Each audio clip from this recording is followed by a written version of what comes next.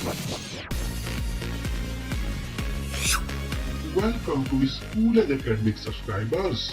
और जिन्होंने सब्सक्राइब नहीं किया है सब्सक्राइब कर लें। करो सर, कर दिया, चलो पढ़ाओ। स्वागत है आप सबका फिर से करंट अफेयर्स डेली की कॉम्प्रिहेंसिव न्यूज़ एनालिसिस की वेब सीरीज में। दोस्तों, मैं हूं विनय चौहान और इस वीडियो में आप देखेंगे इम्पॉर्टेंट करंट अफेयर्स ऑफ 20 जुलाई 2021 और उससे जुड़े स्टैटिक फैक्ट। तो वीडियो को लास्ट तक फॉलो करें क्योंकि करंट अफेयर्स आपकी लाइफ में बहुत बड़ा रोल प्ले करने वाले हैं अगर आप किसी भी XYZ एग्ज़ाम की प्रिपरेशन कर रहे हैं। सो स्टे ट्यून्ड एंड अगर आपको वीडियो पसंद आए तो लाइक, शेयर और सब्सक्राइब। दोस्तों, आज है 20 जुलाई और आज का दिन वर्ल्ड में इंटरनेशनल चेस डे के रूप में ऑब्जर्व किया जाता है क्योंकि आज के ही दिन इंटरनेशनल चेस फेडरेशन की स्थापना हुई थी। इसके अलावा दोस्तों, USA में आज का दिन नेशनल मून डे के रूप में भी मनाया जाता है क्योंकि आज ही नील आर्मस्ट्रॉन्ग चंदा मामा की धरती पर उतरे थे। चलिए अब स्टार्ट करते हैं आज की current affairs with the very first news जो कि पॉलिटी सेक्शन से निकल के आती है। Union minister of minority affairs Mukhtar Abbas Naqvi को राज्यसभा का डिप्यूटी लीडर ऑफ हाउस नियुक्त किया गया। राज्यसभा के leader of house Piyush Goyal ने यह अनाउंसमेंट किया जो कि पहले डिप्यूटी लीडर थे और वह थावरचंद गहलोत के कर्नाटका के गवर्नमेंट बनने के बाद लीडर ऑफ हाउस बन गए हैं। तो दोस्तों, आइए देखते हैं इस न्यूज़ से जुड़े कुछ स्टैटिक फैक्ट्स। राज्यसभा जो कि पार्लियामेंट का अपर हाउस है, इसका एक चेयरमैन होता है जो कि होता है वाइस प्रेसिडेंट ऑफ इंडिया और इसका काम होता है हाउस में प्रोसीडिंग्स की अध्यक्षता करना। इसके अलावा डिप्यूटी चेयरमैन होता है जो कि चेयरमैन की अनुपस्थिति में हाउस की अध्यक्षता करता है। अब इसके बाद होता है लीडर ऑफ हाउस।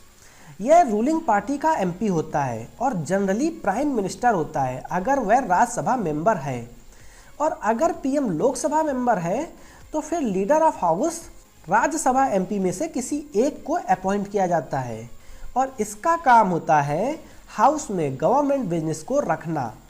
और जब लीडर ऑफ हाउस छुट्टी पे हो तब यह काम करता है डिप्यूटी लीडर ऑफ हाउस।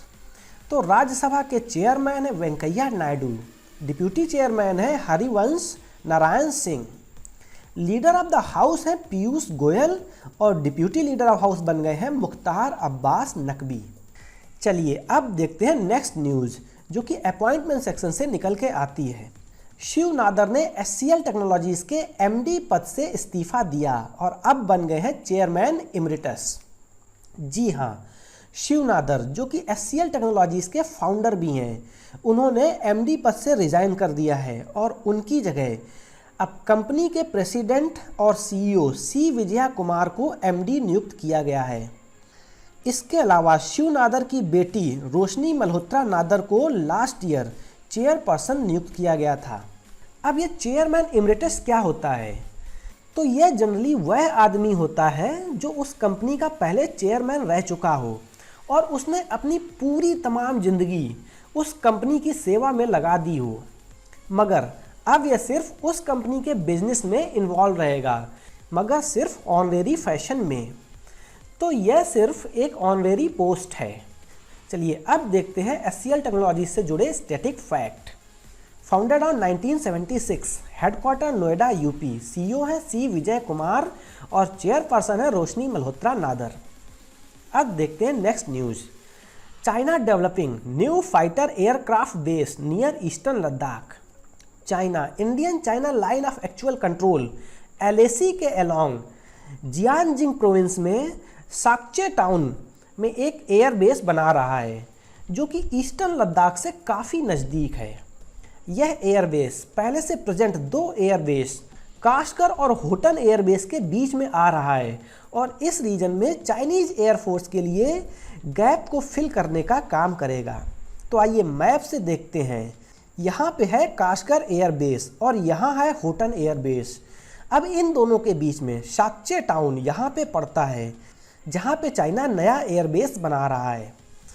अब चाइना के फैक्ट इंपॉर्टेंट हो जाते हैं। तो China capital Beijing, currency yuan. यहाँ के प्राइम मिनिस्टर हैं ली केकियांग और प्रेसिडेंट हैं जी जिनपिंग। चलिए अब देखते हैं next news. Kerala state government and world bank signed an agreement for $125 million. Kerala state government ने वर्ल्ड बैंक के साथ $125 मिलियन का एग्रीमेंट साइन किया और इसका पर्पज है natural disaster, climate change, disease outbreak और पैंडमिक के अगेंस्ट प्रिपेयर करना। तो इसमें केरला का एग्रीमेंट वर्ल्ड बैंक के साथ कितने रुपए का? $125 मिलियन का। और काहे के लिए? नेचुरल कैलामिटी और डिजास्टर के अगेंस्ट तैयार करने के लिए। ये सारे फैक्ट इंपॉर्टेंट हो जाते हैं। तो चलिए अब देखते हैं वर्ल्ड बैंक और केरला के फैक्ट। तो पहले वर्ल्ड बैंक, इसकी स्थापना हुई थी 1944। हेडक्वार्टर है वाशिंगटन डीसी। सीईओ हैं डेविड मालापास। वर्ल्ड बैंक एक इंटरनेशनल फाइनेंशियल इंस्टीट्यूशन है जो कि लो और मिडिल इनकम कंट्रीज को लोन और ग्रांट्स देता है टू परस्यू कैपिटल प्रोजेक्ट्स। दोस्तों, लोन और ग्रांट्स दोनों में अंतर है। लोन का मतलब होता है उधार, मतलब कि इसमें हमको बाद में दिया हुआ पैसा और उस पे इंटरेस्ट दोनों ही मिलेगा। और वहीं ग्रांट का मतलब है दान, भिक्षा, यानी कि इसमें कुछ भी नहीं मिलना है। नेकी कर दरिया में डाल वाली सिचुएशन है। क्लियर? तो चलो अब केरला के स्टेटिक फैक्ट। फाउंडेड ऑन 1 नवंबर 1956। यह तमिलनाडु और कर्नाटका से बॉर्डर शेयर करता है। इसकी कैपिटल और largest city both Thiruvananthapuram. District है यहाँ पे 14। गवर्नर है आरिफ मोहम्मद खान। सीएम है पिनाराई विजयन। लोकसभा सीट है 20 और राज्यसभा सीट है 9। यह यूनिकैमरल लेजिस्लेचर फॉलो करता है, यानी कि यहाँ सिर्फ विधानसभा है और विधानसभा की सीट्स हैं 141। यहाँ की ऑफिशियल लैंग्वेज है मलयालम। तो ये थे दोस्तों केरला से जुड़े स्टैटिक फैक्ट। धीरे धीरे जब ये सब याद हो जाएगा तो मैं इसमें national park, wild life sanctuaries, dam ये सब इंक्लूड करते जाऊंगा। तो दोस्तों करंट अफेयर्स की स्ट्रेटजी समझनी है। जो टॉपिक न्यूज़ में है उसी के साथ उससे जुड़े हुए स्टैटिक फैक्ट तैयार करते रहने हैं। क्लियर? तो चलो अब देखते हैं नेक्स्ट न्यूज़। पाकिस्तान ने इंडिया को FATF का पॉलिटिकल यूज करने के लिए ब्लेम किया है। पाकिस्तान की फॉरेन अफेयर्स मिनिस्ट्री ने इंडिया की एक्सटर्नल अफेयर्स मिनिस्ट्री को ब्लेम किया है कि वह FATF यानी फाइनेंशियल एक्शन टास्क फोर्स का पाकिस्तान खिलाफ पॉलिटिकली यूज कर रहा है। अभी रिसेंट में FATF के प्लेनरी सेशन में पाकिस्तान को टेररिस्ट को फाइनेंसिंग प्रोवाइड करने के लिए इंक्रीज्ड मॉनिटरिंग लिस्ट में रखा गया है और इसके पहले पाकिस्तान को ग्रे लिस्ट में डाल दिया गया था। पाकिस्तान ऐसा ब्लेम इसलिए कर रहा है क्योंकि S जयशंकर जो कि इंडिया के एक्सटर्नल अफेयर्स मिनिस्टर हैं, उन्होंने अपनी पार्टी के मेंबर्स को चिंतन में एड्रेस करते हुए इसको मोदी गवर्नमेंट की उपलब्धि में गिनवाया था। तो दोस्तों यहाँ पे FATF के फैक्ट इंपॉर्टेंट हो जाते हैं। FATF यानी कि फाइनेंशियल एक्शन टास्क फोर्स, यह एक इंटर गवर्नमेंटल बॉडी है जो कि ग्लोबल मनी लॉन्ड्रिंग और टेररिस्ट फाइनेंसिंग का वॉचडॉग है। वॉचडॉग का मतलब है इन एक्टिविटीज़ पर कुत्ते की तरह नज़र रखता है। FATF का फाउंडेशन हुआ था 1989। हेडक्वार्टर है पेरिस, फ्रांस और मेंबर कंट्रीज हैं 39। और इसके अलावा इसके प्रेसिडेंट हैं मार्कस प्लेयर। इसका काम तो क्लियर ही हो गया होगा, money laundering and terrorism financing को रोकना। अब मनी लॉन्ड्रिंग ये क्या है? तो दोस्तों लॉन्ड्री का मतलब होता है धुलाई घर, जहाँ पे कपड़े धोए जाते हैं। तो मनी लॉन्ड्रिंग यानी कि पैसे की धुलाई, मतलब मनी लॉन्ड्रिंग का मतलब उस प्रोसेस से है जिससे पैसे की सोर्स की धुलाई हो जाए और ब्लैक मनी कन्वर्ट होकर वाइट मनी बन जाए और बोरों से बैंक के लॉकर में आ जाए। जिस तरीके से कपड़े धुलने के बाद कमरे के कोने से उठ के अलमीरा में पहुंच जाते हैं। क्लियर? तो चलो अब नेक्स्ट न्यूज़। मारुति सुजुकी और बैंक ऑफ महाराष्ट्र ने टाई अप किया है to offer finance to dealers. तो मारुति सुजुकी इंडिया लिमिटेड ने बैंक ऑफ महाराष्ट्र के साथ डीलर को इन्वेंट्री फाइनेंसिंग करने के लिए MOU यानी कि मेमोरेंडम ऑफ अंडरस्टैंडिंग साइन किया है। इस पार्टनरशिप से बैंक अपनी महाबैंक चैनल फाइनेंसिंग स्कीम के अंतर्गत मारुति सुजुकी के डीलर्स को फंड देगी और मारुति सुजुकी के एमडी का मानना है कि इससे एमएसएमई कैटेगरी में बिजनेस अपॉर्चुनिटीज़ बढ़ेंगी और मारुति का मार्केट पेनिट्रेशन भी बढ़ेगा। अब मारुति सुजुकी और बॉम यानी कि बैंक ऑफ महाराष्ट्र के फैक्ट इंपॉर्टेंट हो जाते हैं। तो पहले मारुति सुजुकी फाउंडेशन हुई थी 1982 में, हेडक्वार्टर है न्यू दिल्ली और सीईओ हैं केनिची आयुकावा। अब bank of Maharashtra foundation 1935, headquarter Pune, CEO S Rajeev और टैग लाइन है एक परिवार एक बैंक। अब दोस्तों इस न्यूज़ ने दिमाग में बहुत सारे क्वेश्चन डाल दिए होंगे। इन्वेंट्री फाइनेंसिंग या चैनल फाइनेंसिंग क्या होता है, एमएसएमई क्या है। तो इन सब के लिए मैं एक फाइनेंशियल एंड बैंकिंग अवेयरनेस की सीरीज लेके आऊँगा, मगर फिर भी ब्रीफ में थोड़ा सा जान लो। तो इन्वेंट्री फाइनेंसिंग या चैनल फाइनेंसिंग जनरली इंटरचेंजेबली एक ही चीज़ के लिए यूज किए जाते हैं। अब इसको मारुति के एग्जाम्पल से समझते हैं। सपोज मारुति का कोई डीलर है, उसके पास थे 10 करोड़ रुपए और उसने इसकी गाड़ी भर ली अपने शोरूम में। तो ये जो गाड़ियां हैं ये उसकी हो गई स्टॉक यानी कि इन्वेंट्री। अब पैसा तो हो गया ब्लॉक जब तक के लिए गाड़ी बिक नहीं जाती हैं। अब अगर मारुति नई गाड़ी लॉन्च करता है जिसकी डिमांड मार्केट में बहुत ज़्यादा है, मगर इन डीलर भाई साहब के पास तो पैसा है नहीं जिससे कि वो गाड़ियां खरीद के शोरूम में सजा सकें, तो यहाँ पे पिक्चर में आता है इन्वेंट्री फाइनेंसिंग या चैनल फाइनेंसिंग का कॉन्सेप्ट।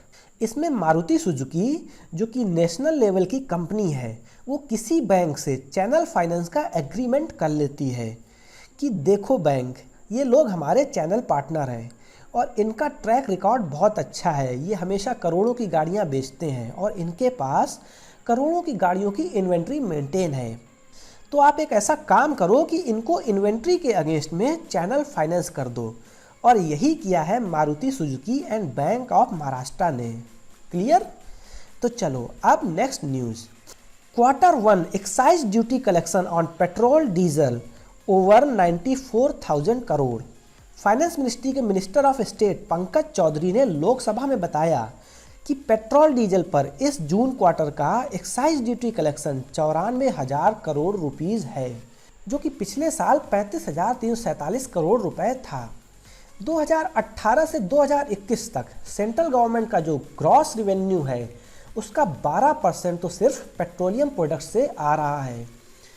तो यह है कंपैरिजन कि सेंट्रल गवर्नमेंट ने 2015 से पेट्रोल और डीजल में एक्साइज ड्यूटी किस तरह से बढ़ाई है। पेट्रोल में एक्साइज ड्यूटी 2015 में जो 18 रुपये के आसपास हुआ करती थी वो अब हो गई है 33 से 34 रुपये, और वहीं डीजल में जो 10 से 12 रुपये हुआ करती थी वो अब बढ़ के हो गई है 32 से 34 रुपये। चलिए अब आ जाते हैं नेक्स्ट न्यूज़ पे। Over 81,000 rupees due to states and union territories as GST compensation. Finance ministry के minister of state Pankaj Chaudhary ने लोकसभा में बताया कि फाइनेंशियल ईयर 2021 का 81,000 करोड़ रुपए एज जीएसटी कंपनसेशन अभी भी स्टेट्स और यूनियन टेरिटरी को देना बाकी बचा हुआ है। फाइनेंशियल ईयर 2021 का टोटल कंपनसेशन बन रहा था 1,72,000 करोड़ रुपए, जिसमें कि 91,000 करोड़ रुपए सेंट्रल पे कर चुका है और 81,000 करोड़ रुपए अभी भी बाकी बचा हुआ है। इसके अलावा फाइनेंशियल ईयर 2022 के पहले ही 2 महीने में कंपनसेशन 55,000 रुपए करोड़ पहुंच चुका है। जीएसटी कंपनसेशन सेंट्रल गवर्नमेंट के द्वारा स्टेट्स को बाई मंथली पे किया जाता है, उन स्टेट्स को जिनका GST revenue collection per annum 14% से कम हो, और इसको पे करने के लिए गवर्नमेंट मोटर कार और टोबैको बेस्ड प्रोडक्ट पे कंपनसेशन सेस लगाती है। तो दोस्तों ये थी आज की इम्पॉर्टेंट करंट अफेयर्स। अगर आपको ये वीडियो अच्छा लग रहा हो या कुछ ज्ञानवर्धन हो रहा हो तो kindly like, share and subscribe. अब मिलते हैं कल की CNA एपिसोड में, तब तक के लिए बाय बाय।